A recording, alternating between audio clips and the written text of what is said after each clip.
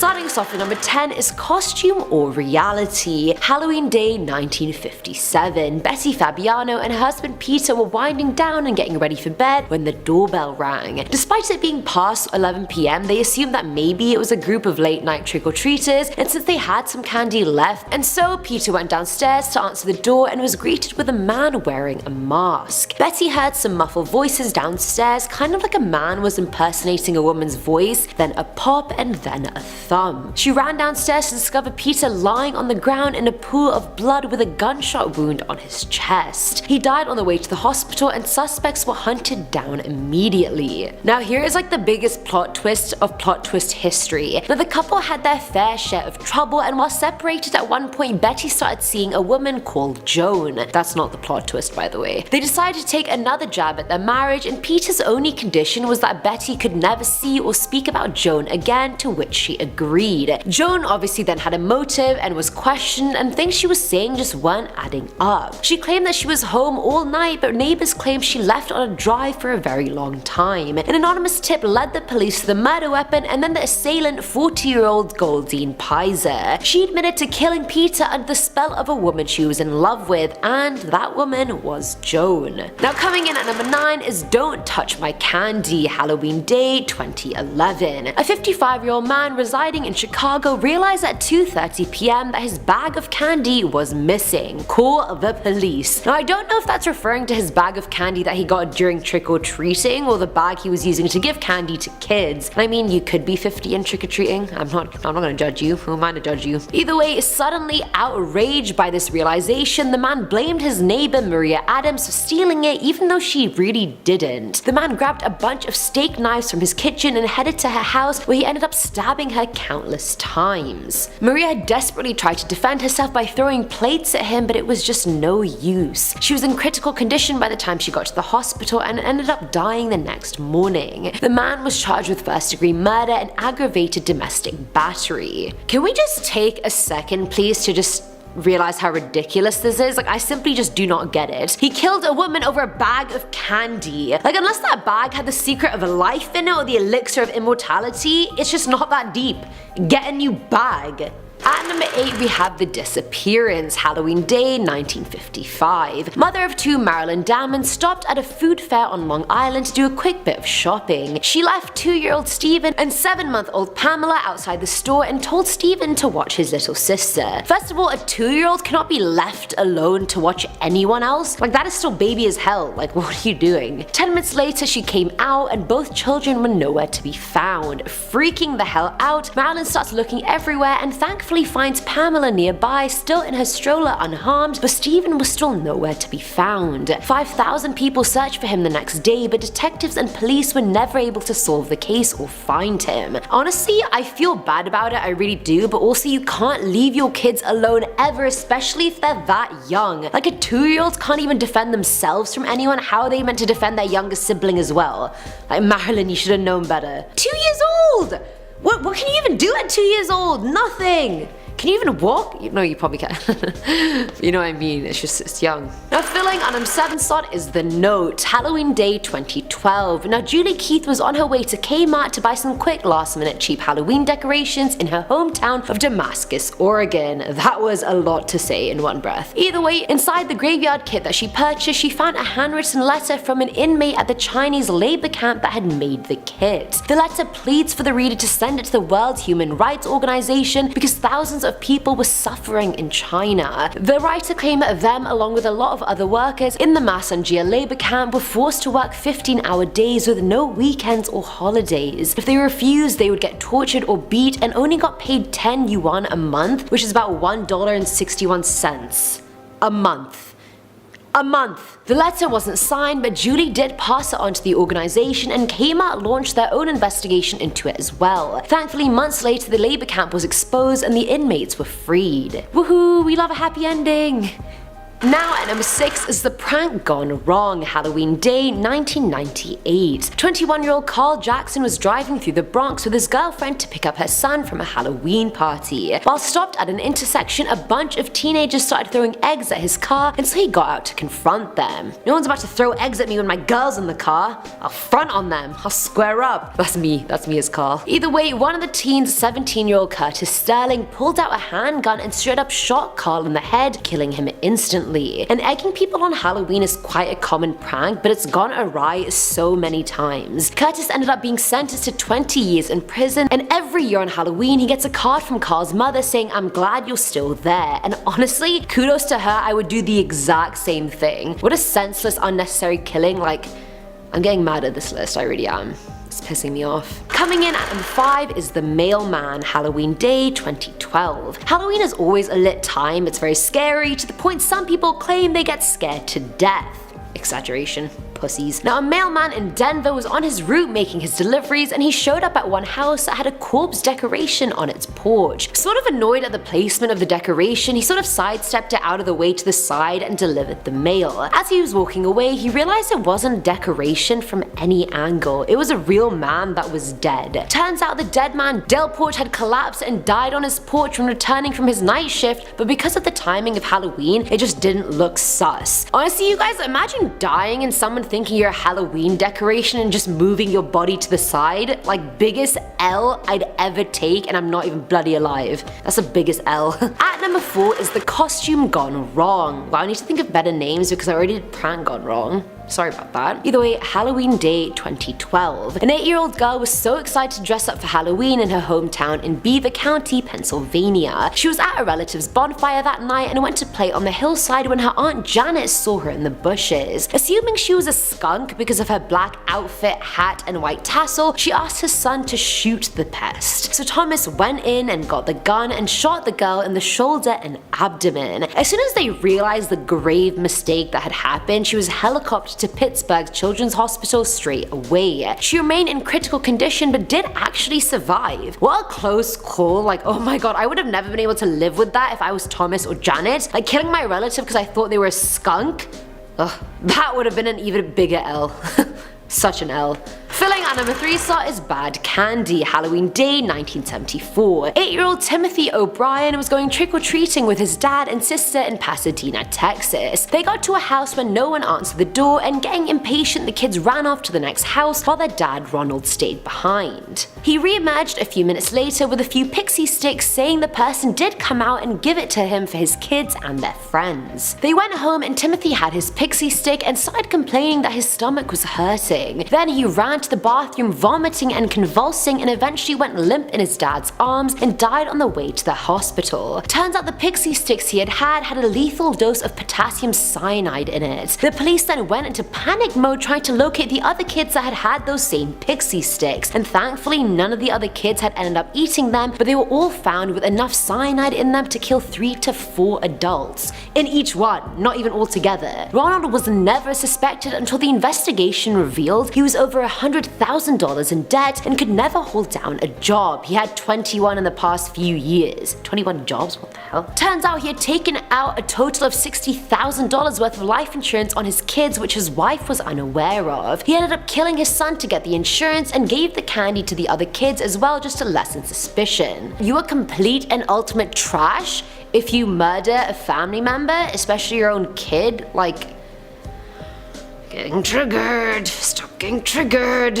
Now at number 2 is Heads Will Roll, Halloween Day 2014. So Halloween decorations are always a good time, and that night a man was seen dragging a headless body out of his apartment and just leaving it on the street. Just casual, really. He came back out a few minutes later with the head and then proceeded to kick it to the other side of the street. And I know you're probably wondering what the hell onlookers thought of this, and most of them just thought it was a prank or that the man didn't want to use the decoration anymore. Either way, it was only an hour or so later when someone actually tried to move the body from the middle of the street did they realize the decoration wasn't a decoration. It was a real decapitated body. Turns out the body was Patricia Ward's, and her murderer was her son, who had a history of mental illness. He decapitated her, left her body on the street, and then killed himself by jumping in front of a train. This just ended well for no one, not Patricia, not her son, and not the person who moved her body.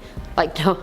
not happily ever after. And finally, at number 1 is The Cradle Snatcher, Halloween Day 1977. George Carter had just put his 19-month-old Nima into her crib in their home in Oklahoma. The next morning, he woke up to find the child missing from her cradle, despite all the windows and doors being locked. It's believed the abductor was hiding in her closet that night and snuck the child out when the parents fell asleep. A month later, a group of kids playing in an abandoned house 4 blocks away from the Carter home were horrified when the decomposed body of an infant came tumbling out of the house's fridge. That child ended up being Nima, but it doesn't even end there. Now, before the Carters lived in that house, it was home to another family that had 2 twin daughters. The year beforehand, the 3.5-year-old girls were stolen and lured out of their house in broad daylight. They were taken to a house by their frequent babysitter, 17-year-old Jacqueline Rubidoux, who told them to get in the fridge and that their aunt would come get them later for some ice cream. A few days later, cries were heard from the fridge by a few children playing in the house next door, so they went inside the house to find out what it was. One of the children opened the fridge door to find Tina jumping out at them. She had managed to stay alive by breathing through a hole in the fridge, but her twin had died from asphyxia. And you know who else called on Jacqueline to watch their child?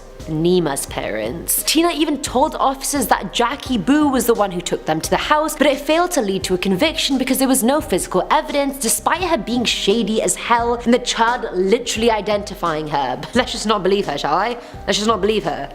Coming in at number 10, we have the poison candy myth. The scariest urban legend is that there are people out there that put poison in candy. We all have heard stories about razor blades, needles, and even glass being in kids' candies, and that's why parents have always checked candies before being consumed. There have been so many cases of people all over the world of people deliberately wanting to harm children by hiding harmful things inside their Halloween candy, such as Ronald O'Brien, who was nicknamed the Candyman. He intentionally spiked his 8-year-old son's pixie sticks with cyanide in order to claim a $20,000 life insurance policy. So please do us all a favor and check your kids' candy to see if it has been tampered with and make sure that they are safe. Moving on to number 9, we have the toxic tattoos. But before I go any further, you know the drill. Please hit that like button, hit that subscribe button. Come on, help us out. As a kid, I remember being so excited whenever I got temporary tattoos. I always felt so cool and grown up wearing them.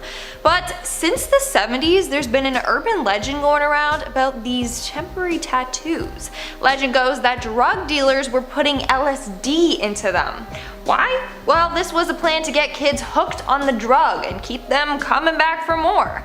People were so concerned that this was real that schools sent parents notices warning them of this. They were said to look out for tattoos in the shapes of blue stars or popular characters like Mickey Mouse or Bart Simpson. In fact, this legend was so popular that in some schools, temporary tattoos were banned. Coming in at number 8, we have the Forever Mask. Halloween is about dressing up as something or other and walking door to door to get enough candy to keep your blood sugar levels blasted through the roof until the next Halloween comes around. Either that or pull off a ton of pranks with fireworks and hopefully keep all your fingers. Well, there's an urban legend that is about those who don't respect the laws of Halloween. People are trying to ruin this sacred day for everyone else. The legend says that there are spirits of the dead who will walk the earth on Halloween, and they like all the horror stuff we do because they see it as us honoring them. But if they walk the earth and they see someone who disgraces the day and they are wrapped in a costume, they will curse them to never be able to take their costume off. It seems like a pretty dark outcome, but very easy to avoid. Just don't be rude on Halloween and you won't have to worry about any of this. This urban legend sounds like it was pulled right from the Goosebumps book, The Haunted Mask, but who knows, maybe it's true.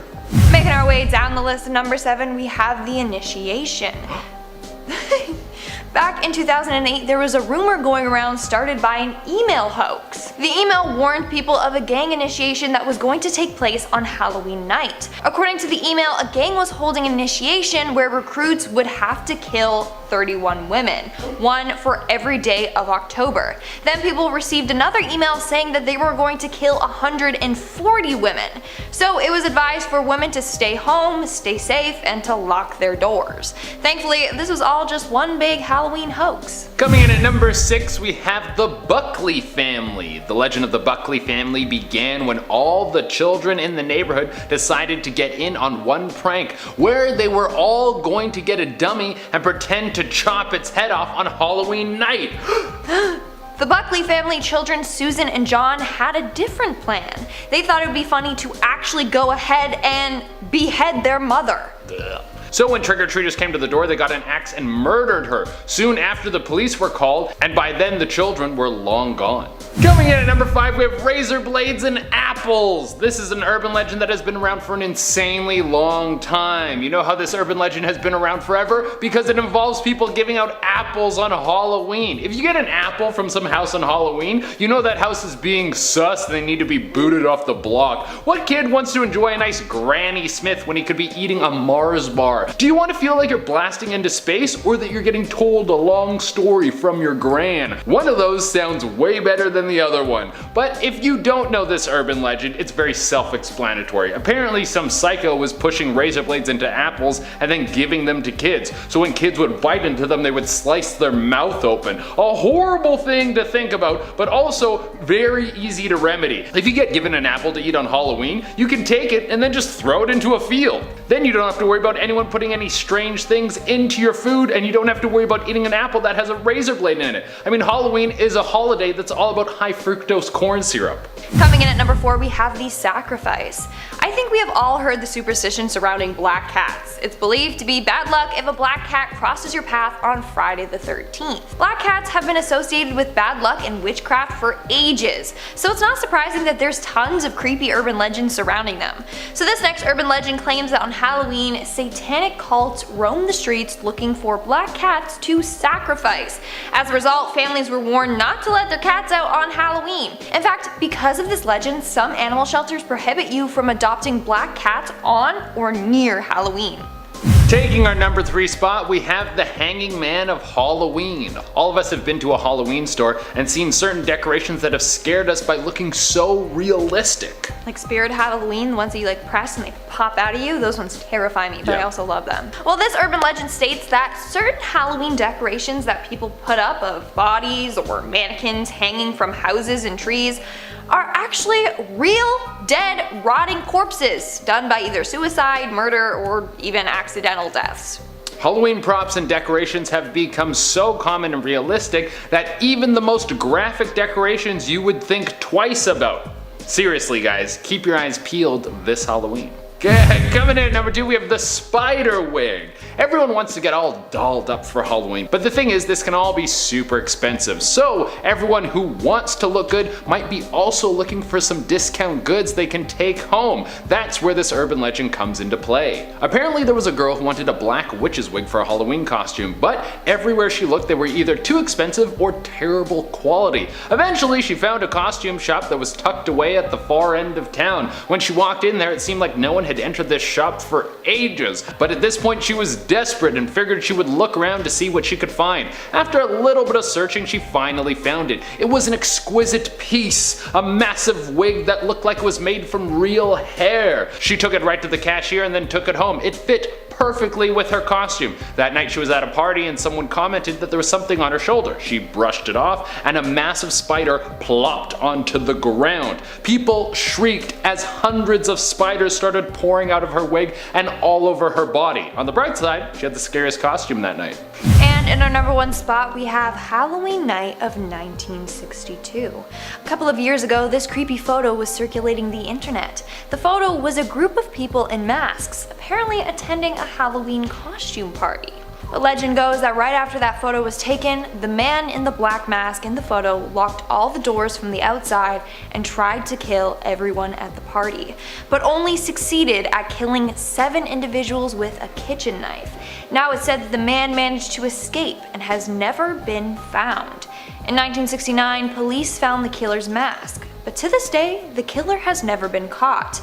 Thankfully, this is a completely fabricated story used to scare kids on Halloween. Alright, at number 10, we have Costume Switch Up. This story comes from Let's Read _YouTube on Reddit, and this user says this experience happened to him years ago when a couple of buddies and him went to a neighborhood party. It was a great party, a bunch of people, all in costume, and his friend Danny had what he said was a pretty convincing Michael Myers costume. The whole group was having a great time at the party, but it was enough of a banger that after a couple of hours, the police showed up to slowly shut the party down. The group of guys decided they wanted to keep the party going and went to the nearest licensed establishment for some booze. When they were there, the narrator of this story sees that Danny's fake knife in his Michael Myers costume doesn't look so fake anymore, and so he grabs it from his hand thinking his friend decided to get a little too in character and decided to borrow a knife from the house party. But then his phone rings, and the person on the phone is Danny. He hears Danny's voice on the other end of the line asking where the group went, and he realizes that this Michael Myers isn't his Michael Myers. Luckily, the group chases the creepy stranger away, but please, all of you better be double checking to make sure that your friends are your friends, especially when they're wearing masks. If they're not wearing masks, you should be able to tell. And now I just gave you the short version of this story, but if you want to check out the full version of this story or any of the others, be sure to check out our sources in the description below. But for now, on to number 9, Zombie Grudge. Local haunted houses sometimes bring in locals to be the actors, which can sometimes lead to an extra special scare if they aren't your biggest fan. Reddit user Killer Orange Cat had an experience like this. He was going through one with his friends, putting on a brave face for the monsters because he knew they weren't allowed to touch him, which is typically policy unless you sign a special waiver. But there was this zombie in the 4th room, a room he went into alone, and the zombie kept getting closer and closer to him until the zombie grabbed him and slammed him against the wall and said his name. It was then he realized it was a guy he knew named Richard that didn't like him. Richard held up a knife to his neck and said that no one would hear him, and then it looked like he was gonna stab him in the chest. Richard did hit him, but it was with the hilt of the blade and left no mark on him, but it was enough of a scare. There were no witnesses, so Ricky did end up getting away with it. So I'm already deterred from haunted houses, so just be wary of local ones, because the actors, if you have any grudges, might be people you know. But not everyone gets just a scare in a haunted house, so buckle yourself up for the next few. Here is a warning of possible suicide, both accidental and intentional, for the next 3 numbers. At number 8, not a decoration. During Halloween in 2005, citizens of Frederica, Delaware thought there was a remarkably accurate decoration in their neighborhood. It was a body hanging from a tree. Around 7:30 a.m., people began to notice it but dismissed it as a Halloween prank. 1 hour passed, then another, and then close to 11 a.m., the neighbors realized the body wasn't a prop. Authorities were called to the scene and it was identified as the body of a 42-year-old woman. So, for many reasons, don't use decorations that appear to be hangings. It's not cool. And in 1990, there were 2 unfortunate deaths during Halloween due to accident or mistake. The first is our number 7, a haunted house springs horror. At a Halloween party, a group of friends was staging a haunted house in their basement. A fun idea in general. There were fake spider webs and plastic bats decorating an aunt's house. William Anthony Odom, at age 15, was staging a gallows scene. During this, authorities said the noose tightened around his neck somehow, and he passed away. If you would like to do a haunted house, there are other things you can stage, and if this first story from 1990 won't deter you to do something like hanging, hopefully a second one might. The second unfortunate passing from 1990 is number 6, Halloween Hellride. Ocean Haunted Hayrides Incorporated in New Jersey ran hayrides featuring costume performers. There were different scenes for the riders of the hayride to take in, going through. One of these scenes was a hanging scene where a 17-year-old actor named Brian Jewell was hung without the prop rope going around his neck, and then he would say a haunting speech. On one of the rides, the driver noticed the haunting speech wasn't being said and stopped to check on the boy, but it was too late. Brian was hung for real with the noose around his neck, and police said the death appeared to be accidental. So know your rights when it comes to work safety, please. So now I've shown you 2 different instances of fatal mistakes from staged hangings, so don't do it. Safety first. And speaking of safety, don't do what this person did at number 5, run in with a vampire. Reddit user Killer Orange Cat used to like to pretend he was a vampire, he says. I just need you to know that because of the context. Now, when he was 17, he was trying to get into a bar and they wouldn't let him in, so he was sulking his way out, and this other guy noticed he was looking upset. Now, my first warning to you about this story is be wary of strangers.